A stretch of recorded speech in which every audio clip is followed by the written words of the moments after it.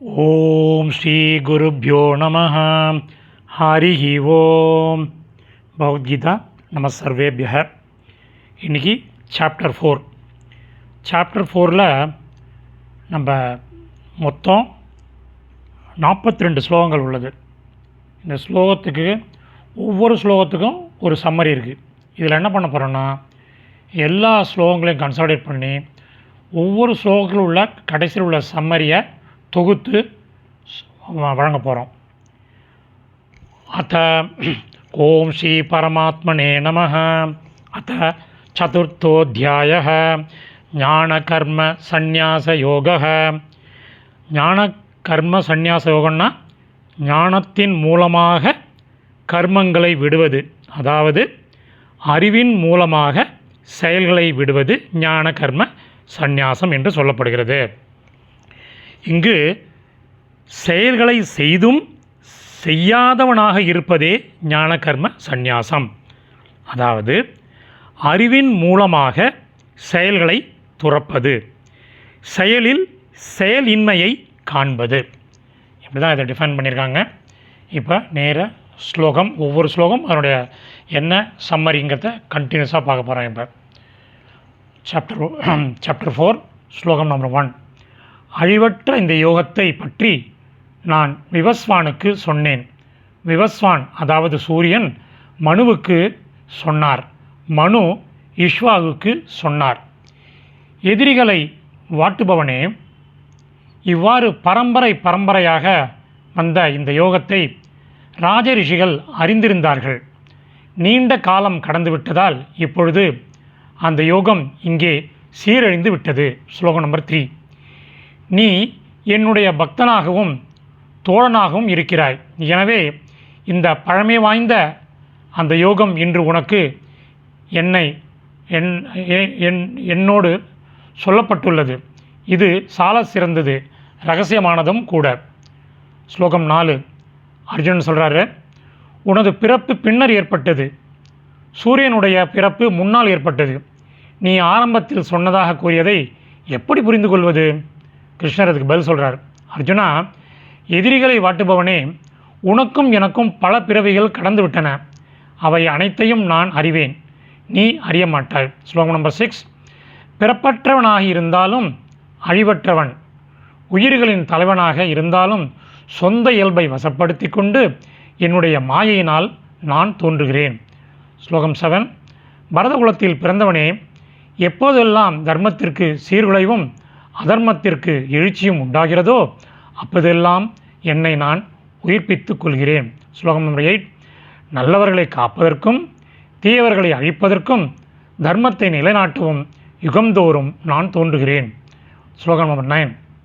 அர்ஜுனா, எனது மேலான பிறப்பையும் செயல்களையும் இவ்வாறு யார் உள்ளது உள்ளபடி அறிந்து கொள்கிறானோ அவன் உடம்பை விட்ட பிறகு மீண்டும் பிறப்பதில்லை, என்னை வந்து அடைகிறான். ஸ்லோகம் நம்பர் 10.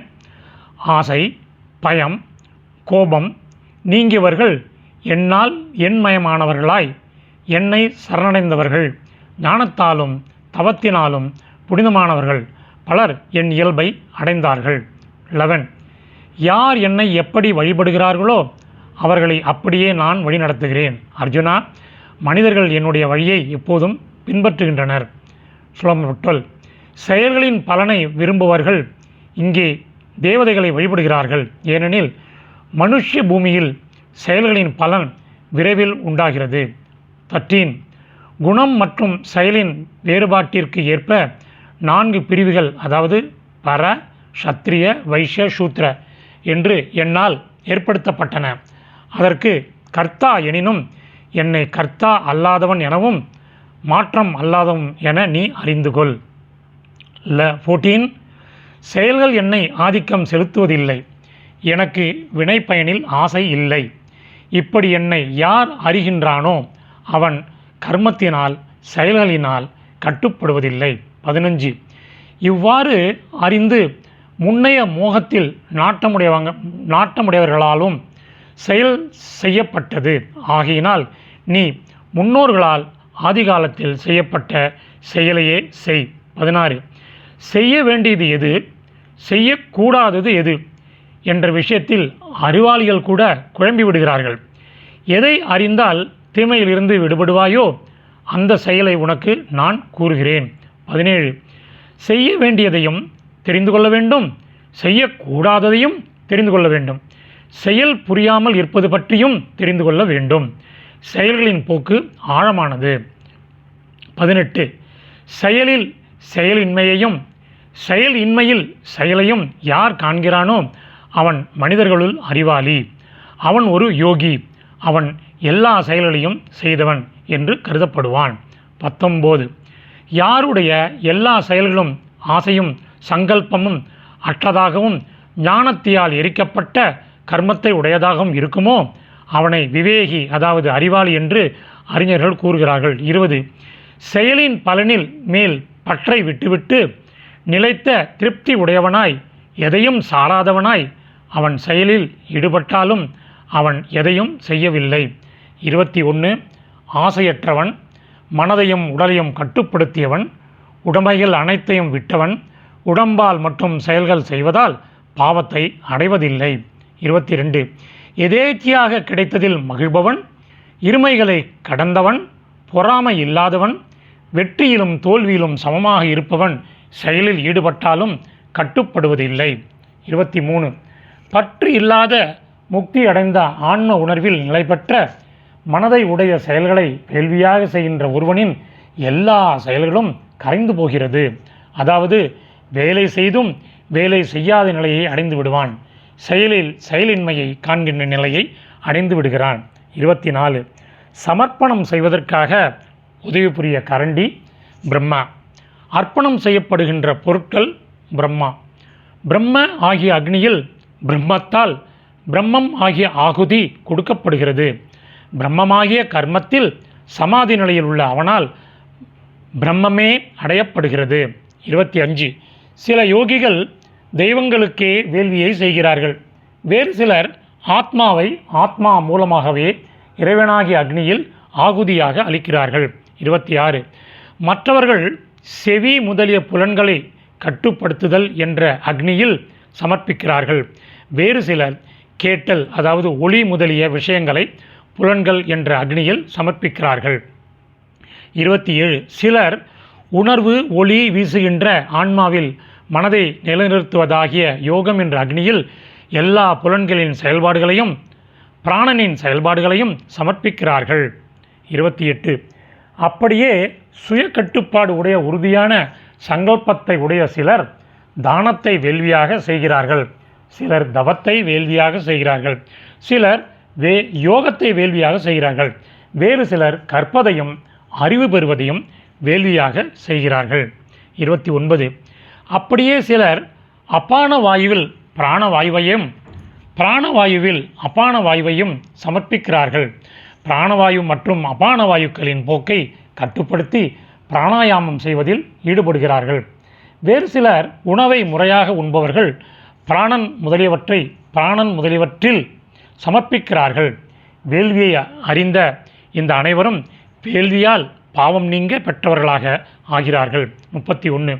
குரு வம்சில் சிறந்தவனே, வேள்வியின் வாயிலாக கிடைக்கின்ற அமுதத்தை உண்பவர்கள் நித்திய பொருளான இறைவனை அடைகிறார்கள். வேள்வியில் ஈடுபடாதவர்களுக்கு இந்த உலகம் இல்லை, மற்ற உலகம் எங்கே? இவ்வாறு பலவிதமான வேள்விகள் வேதங்களில் கூறப்பட்டுள்ளன. அவை அனைத்தும் செயல்களை ஆதாரமாக கொண்டவை என்று நீ அறிந்து கொள். இவ்வாறு அறிந்து நீ மோட்சம் அடைவாய். 33. எதிரிகளை வீழ்த்துபவனே, திரவியமயமான பொருட்களால் செய்யப்படுகின்ற யாகத்தை விட ஞான வேள்வி சிறப்பானது. அர்ஜுனா, உலகில் எல்லா செயல்களும் ஞானத்தில் நிறைவடைகின்றன. 34.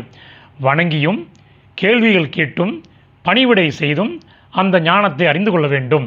உண்மையை அறிந்த மகான்கள் உனக்கு அந்த ஞானத்தை உபதேசிப்பார்கள். 35. அர்ஜுனா, இதை தெரிந்து கொண்டால் மீண்டும் இப்படி குழப்பம் அடைய மாட்டாய். இதனால் எல்லா உயிர்களை உன்னிடத்தும் அப்படியே என்னிடத்தும் நீ காண்பாய். 36. எல்லா பாவங்களிலும் நீ பெரிய பாவம் செய்தவனாக இருந்தாலும் எல்லா பாவங்களையும் ஞானமாகிய தெப்பத்தால் மட்டுமே நீ கடப்பாய்.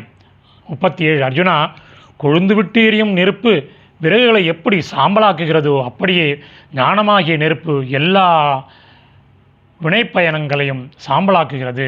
38.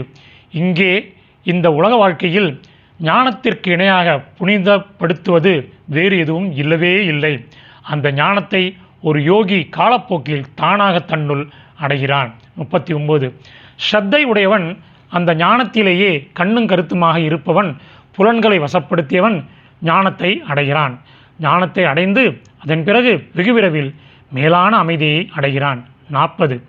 அறிவில்லாதவன், அக்கறை இல்லாதவன், சந்தேகவாதி வீழ்கிறான். சந்தேகவாதிக்கு இந்த உலகமும் இல்லை, அந்த உலகமும் இல்லை, யாதொரு சுகமும் இல்லை. 41. அர்ஜுனா, யோகத்தினால் செயல்களை விட்டு ஞானத்தினால் சந்தேகம் நீக்கப்பெற்று ஆன்மாவில் நிலைத்திருப்பவனை செயல்கள் பந்தத்திற்கு உட்படுத்தாது. 42. ஆகையினால் ஹிருதயத்தில் இருக்கின்ற ஆன்மாவை பற்றிய அறியாமையிலிருந்து தோன்றிய இந்த சந்தேகத்தை ஞானமாகிய வாளினால் வெட்டி யோகத்தை பயிற்சி செய். பரதகுலத்தில் உதித்தவனே, நீ எழுந்திரு. உபனிஷதமும் பிரம்ம வித்யையும் யோக சாஸ்திரமும் கிருஷ்ணர் மற்றும் அர்ஜுனனிடையே நடந்த உரையாடலுமாகிய ஸ்ரீமத் பகவத்கீதையில் ஞான கர்ம சந்நியாச யோகம் என்ற தலைப்பு கொண்ட 4வது அத்தியாயம் நிறைவு பெறுகிறது. சமாப்தம். தன்யவாதः.